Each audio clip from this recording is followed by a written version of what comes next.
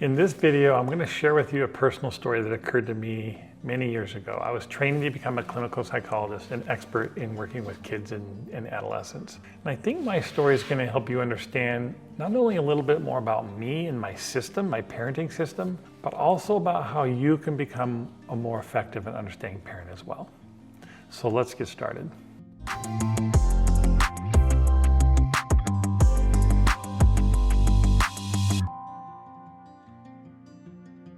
I had a profoundly impactful experience as a young psychology graduate student.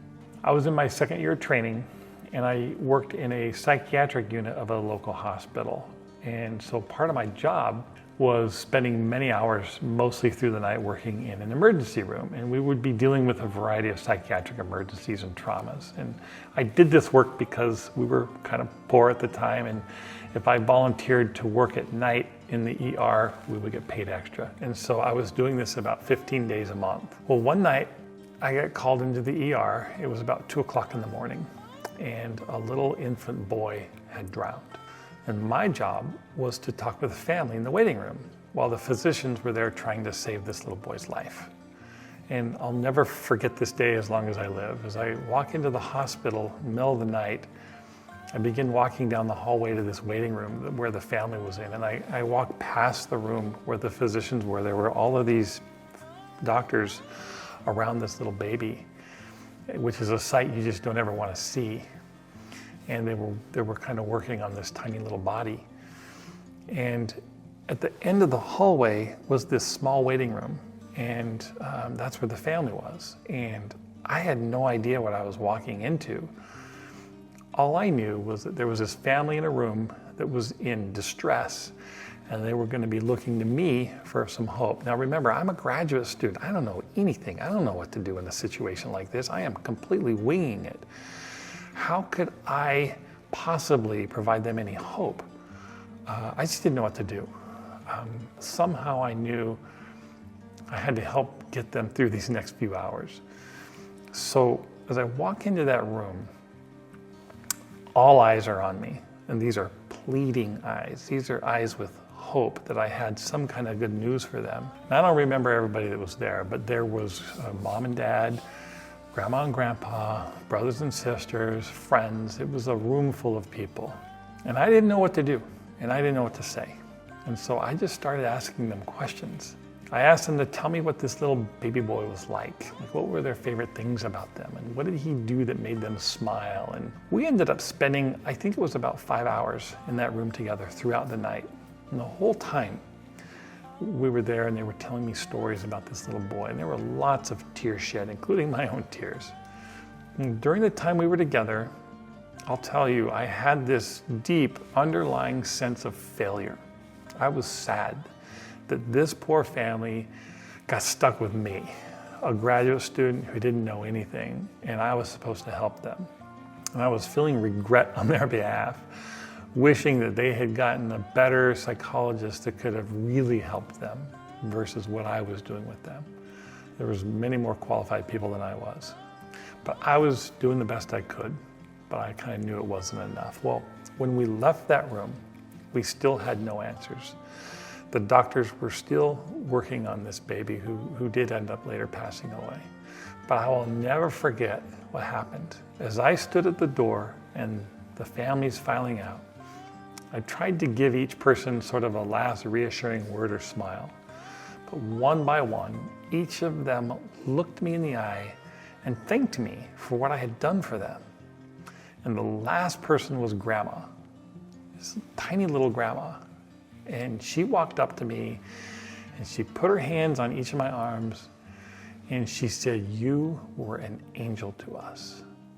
And then she hugged me and she walked out the door.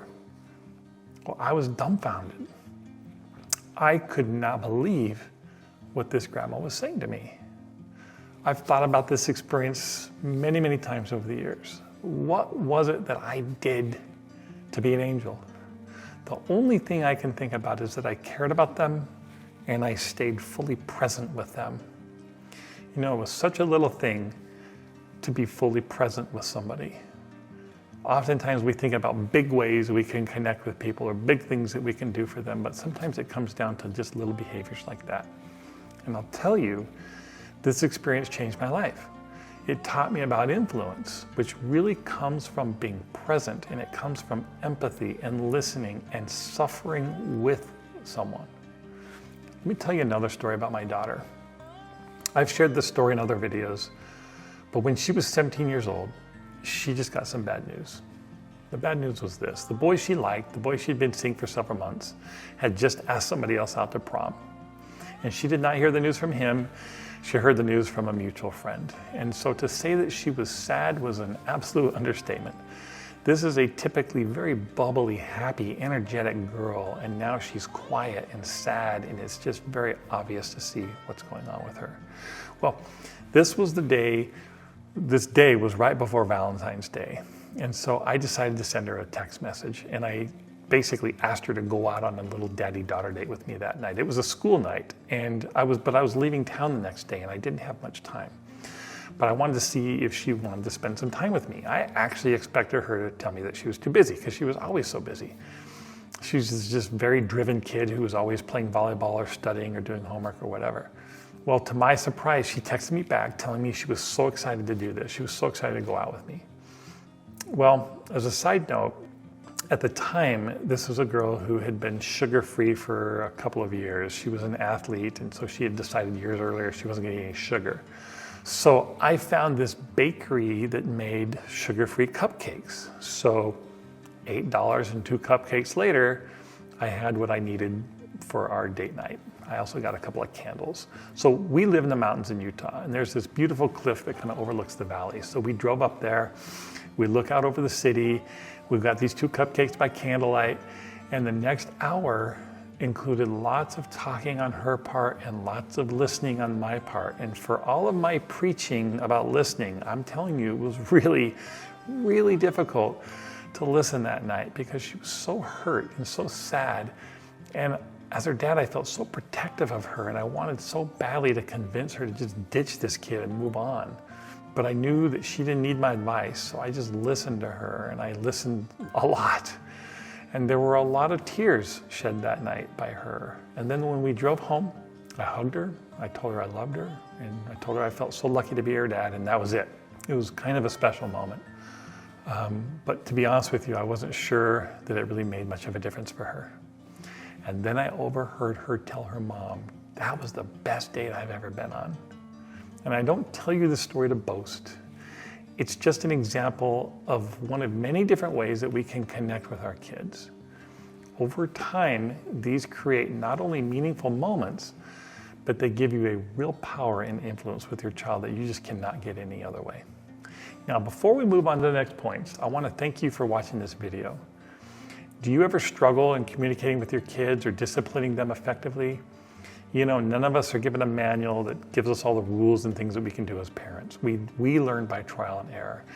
And this YouTube channel is all about using my system of correcting and connecting so that you can build strong, trusting, influential relationships with your kids.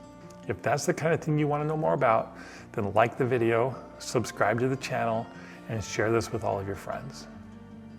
Now let's get back to the video. Listening is a way to create a safe space for your kids that will naturally result in them confiding in you. Remember that family in the emergency room that I just told you about? I was creating a safe holding space for them that allowed them to be vulnerable and ultimately provided us with a really intimate interaction. With your child, creating this safe holding space just means that you aren't afraid to feel with them, and that you will not overwhelm them with your own feelings. The day that changed my life in the emergency room taught me that listening and suffering with someone and being present for them, that's the way we connect and build deeply meaningful, intimate relationships. So what can you do as a parent? Just create lots of small moments of connection, listening, writing love notes, send a text message, find small moments to connect, listen, and sometimes even suffer with your kids without trying to fix them, without trying to fix their feelings. These are powerful ways you can build and maintain your connection influence with your kids. Are you looking for a more effective way to connect with your child and build long-term positive influence? Maybe your children are misbehaving or going through a difficult phase and you struggle knowing what to do, how to discipline, how to help. Well, my name is Dr. Todd Corelli. I've spent the last 25 years as a clinical psychologist, and I work primarily with children, adolescents, and young adults. I have worked with thousands and thousands of families across the globe. I have seen the challenges facing families today. That's why I've created a 4-part video series that is completely free to watch, and it's available for online viewing immediately. This will help parents become more effective at bonding and positively influencing their children. This system is completely unique. It's highly effective and proven in hundreds of case studies across the globe. I've seen this system benefit my own family and so many others, and I want your family to have this too. So just go to the link in the video description, or you can go to correctandconnect.com, enter your details, click the button, and I'll send you immediate access.